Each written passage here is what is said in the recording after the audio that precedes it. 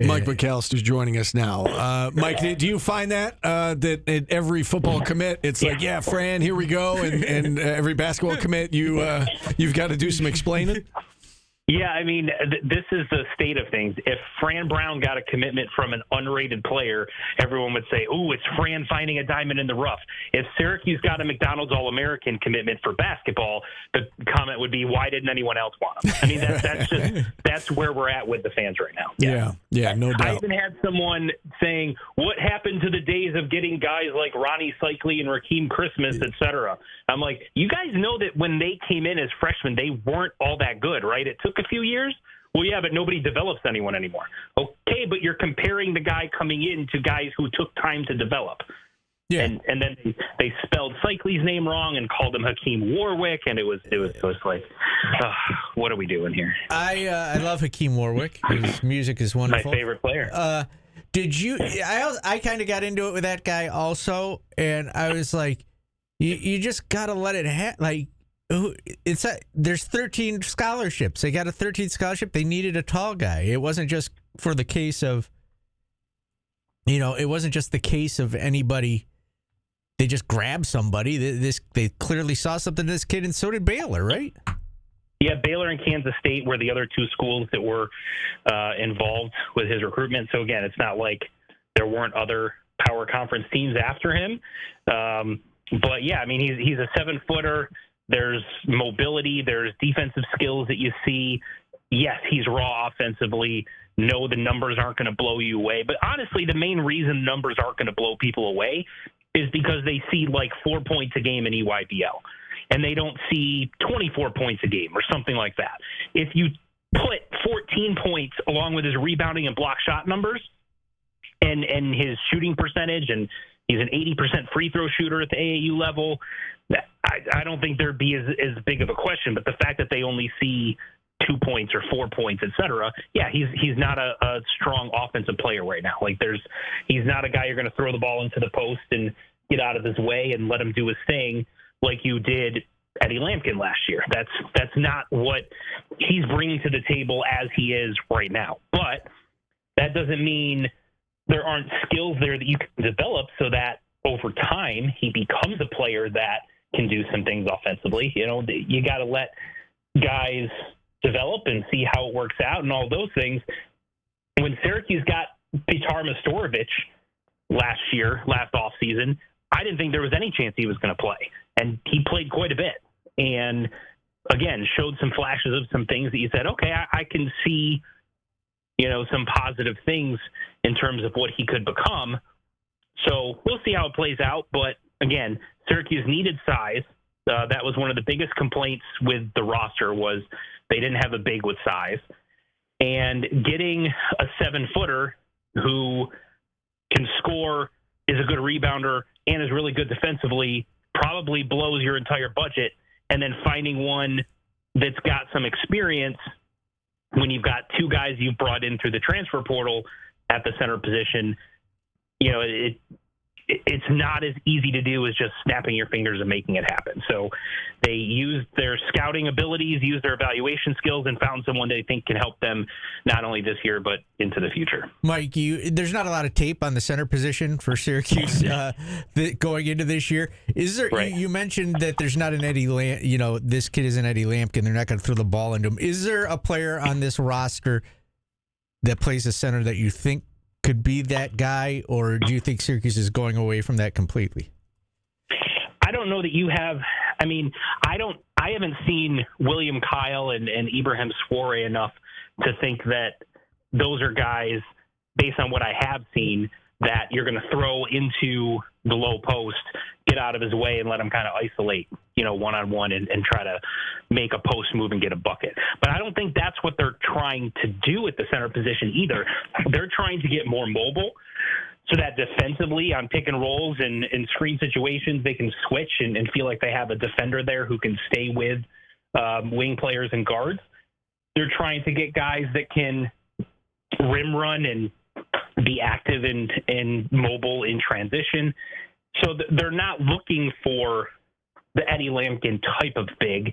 They're looking for a different style, one that can help them run a little bit more, push tempo, rim run, get on the offensive boards, all of those types of things, while letting, the wings and the guards be the primary scoring options. Now, does Syracuse have someone who can play on the low post and be an offensive threat on the roster? I think if you have that guy, it's probably going to be Donnie Freeman. I think would be the most likely candidate if you wanted to do that on occasion. But largely, I don't think that's the style that they're going to be playing. So is it your understanding or your belief that the center that they just signed probably isn't going to see the floor much? Like, is that your guess in terms of year one, in terms of next season? I mean, that was probably what my gut instinct was. But at the same time, like I mentioned, that was my gut instinct with Nestorovic last year, and he ended up playing quite a bit. So I think, is there a scenario where, he works a ton between now and when he arrives, has a good training camp, and carves himself out a role one way or another so that he's part of the rotation at center next year? Yeah, I think there's a scenario where that happens, especially because he is 6'11", 7 foot.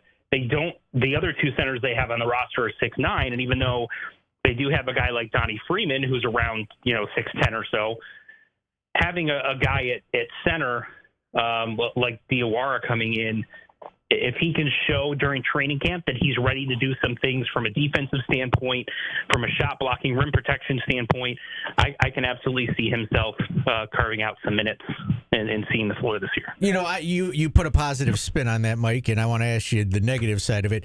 Is it a case also if we see him playing next year like we saw Petar Nestorovic? Like, I think of that as the reason Petar was playing is because they were, not getting production from other players. Do you think that might be the case also?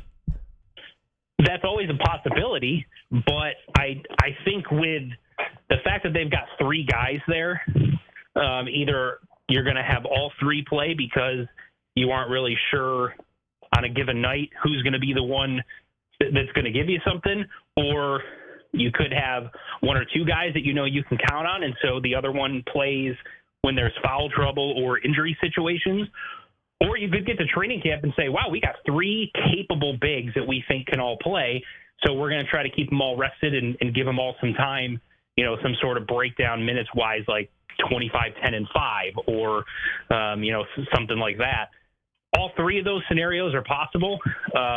If I had to pick the most likely is that Diawara is probably fighting with Ibrahim Soare who's backing up William Kyle and trying to fight for those minutes. You think they're done now, Mike? Is this the roster? My guess is probably, but I wouldn't rule out the possibility of them going into the international market and trying to find, maybe another wing or a combo forward or something like that, or whatever position they find someone they think is good enough that could help them at some point. With the house settlement that we're still kind of waiting on to become official, they would technically have two more scholarships to play with.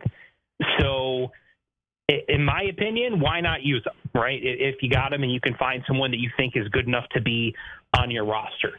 Finding a transfer at this point is probably unrealistic, but could you find someone in the junior college ranks, in the international market? Those are possibilities that, even if I think this is probably what the roster is going to be, I wouldn't close the door to those possibilities. All right, what about football? I know you said that Syracuse has some high-profile recruits set to come on campus. What can you tell us about them? Yeah, so this coming weekend is the start of official visit season. So Syracuse is going to have a bunch of players on campus, at least that are currently scheduled to be on campus.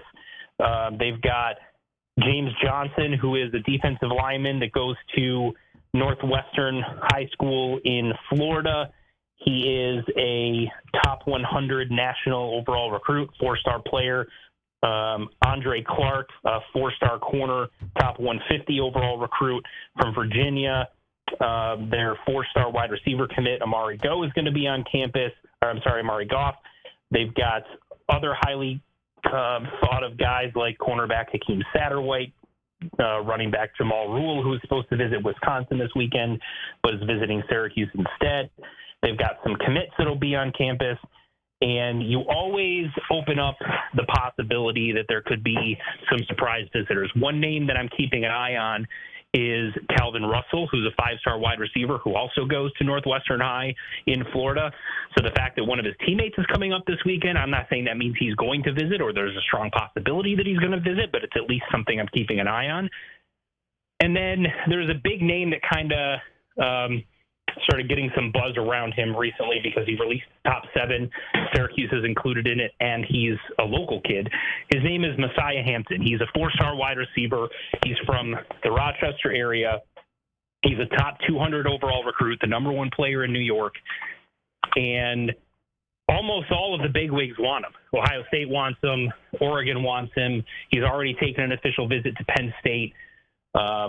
He is visiting Miami this weekend, and then visits Syracuse, not this coming weekend, but the weekend after, and then is going into decision-making mode with a commitment date set for June 13th. All right. So a lot to keep our eye on there.